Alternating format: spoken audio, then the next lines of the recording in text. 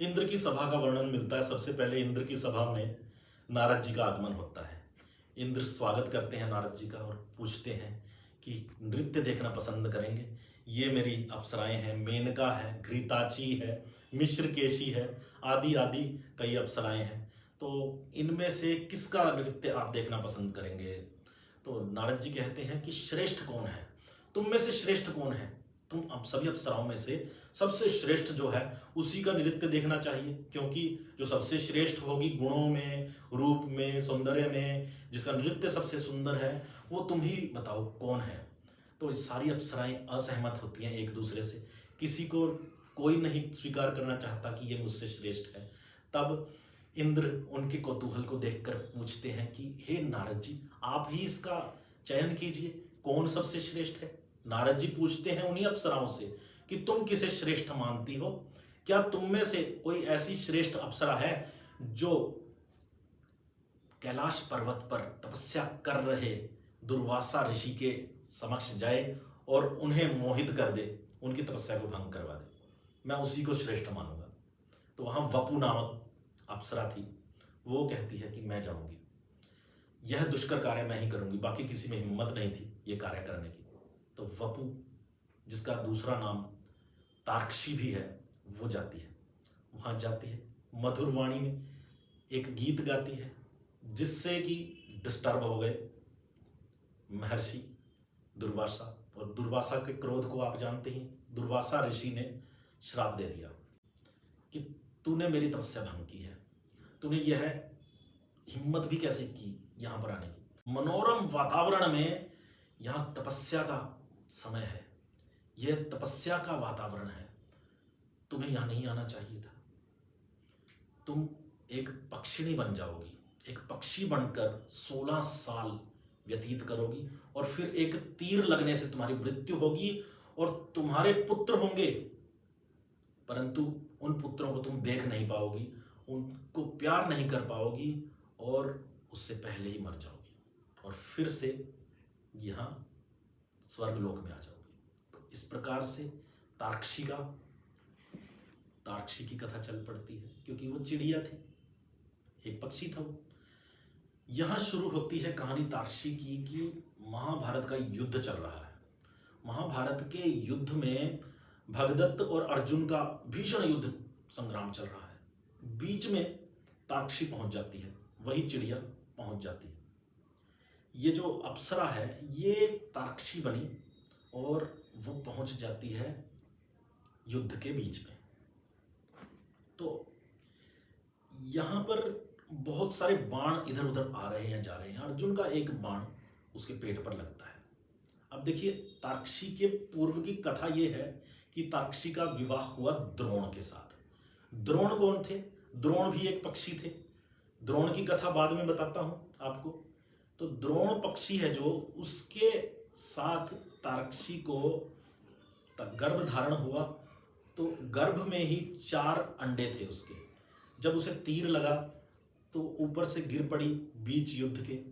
तो देखो कहां से कोई चिड़िया आके नीचे गिरती है और उसके अंडे बिखर जाते हैं। ऐसे गिरे अंडे जैसे किसी रुई के ढेर पर जाकर गिरे हों। तो वो अंडे गिरने से टूटे नहीं, परंतु वहीं पड़े रहे। सहसा उसी समय क्या होता है, इतना कोलाहल हो रहा है, इतना बड़ा युद्ध हो रहा है, बाण इधर उधर जा रहे हैं, हाथी चिंगाड़ रहे हैं, हाथी आ रहे हैं, जा रहे हैं। कहां पर वो निरीह प्राणी, नवजात शिशु, छोटे छोटे अंडे, कोई भी उन पर पैर रख सकता था, परंतु वो नहीं मरे। उनके ऊपर एक हाथी के गले की घंटी गिर जाती है उनके ऊपर, मतलब उनको ढक लेती है और ये प्राणी बच जाते हैं, ये सभी प्राणी। तो ये अंत तक बचे रहते हैं। कुछ दिनों के बाद वहां शमीक मुनि का आगमन होता है। शमीक मुनि ऋषि श्रृंग के पुत्र हैं। शमीक मुनि आकर वहां पर पितामह भीष्म से मिलने आए थे, बात करने आए थे। तो शमीक मुनि ने देखा कि वहां पर ची ची की आवाज आ रही है, छोटे छोटे नवजात शिशु हैं, बच्चे हैं, जो कि पक्षियों के बच्चे हैं। यह आवाज कहाँ से आ रही है? तो जब घंटी हटाकर देखते हैं तो ये निरीह प्राणी उन्हें दिखाई देते हैं। इन्हें वहां से उठाते हैं, अपने शिष्यों को आदेश देते हैं कि इनका रक्षण करो, इन्हें आश्रम में ले आओ। यह साधारण पक्षी नहीं है, क्योंकि साधारण हो ही नहीं सकते। कहाँ तो इतना बड़ा युद्ध, इस युद्ध में सभी तरफ इतना कोलाहल मचा हुआ है, इतना भीषण नरसंहार हो रहा है, इतने बाणों के आने जाने और हाथियों के पैरों के नीचे लोग कुचले जा रहे हैं, इतने सैनिक मारे गए, और कहाँ ये 4 अंडे बचे हुए हैं। ये तो विधि का विधान ही है।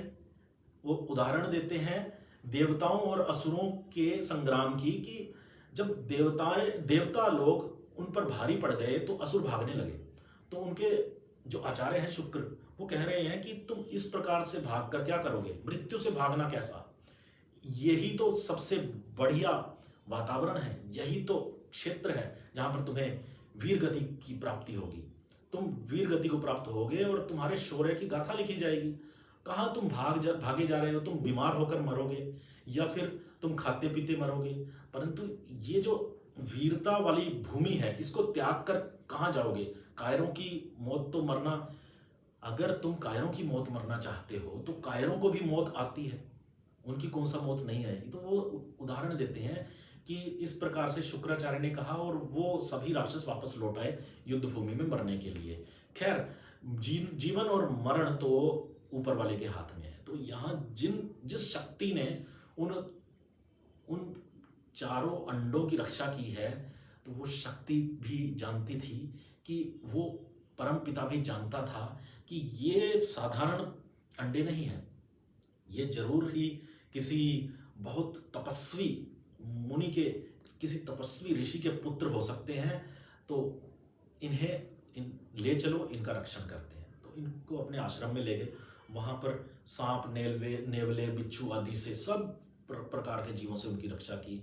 15-20 दिन, 1 महीने में वो उड़ने लायक हुए और वो बोलने लायक हो गए। तब मनुष्य की वाणी में आकर ऋषि से पूछते हैं, ऋषि शमीक से निवेदन करते हैं, प्रणाम निवेदन करते हैं, उनसे पूछते हैं कि हे मुनिवर, आपने हमारे ऊपर इतना एहसान किया, इतना उपकार किया, हमें बचाया आपने, इतने भीषण युद्ध में हमारे प्राण संकट से बचाए और हमें इतनी शिक्षा व्यवस्था दी। क्योंकि वहाँ पर जब सभी शिष्यों का शिक्षा ग्रहण हो रहा था, तो वहाँ वो पक्षी भी थे, उनका भी एक तरह से उनकी भी शिक्षा हो गई। तो इतने अच्छे वातावरण में वो पक्षी बहुत कुछ सीख गए, ज्ञानी हो गए।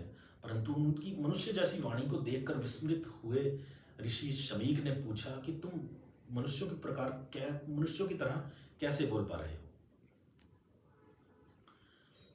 वो पक्षी कहते हैं कि इसके पीछे एक कहानी है। यहाँ पर एक और कहानी चल पड़ती है।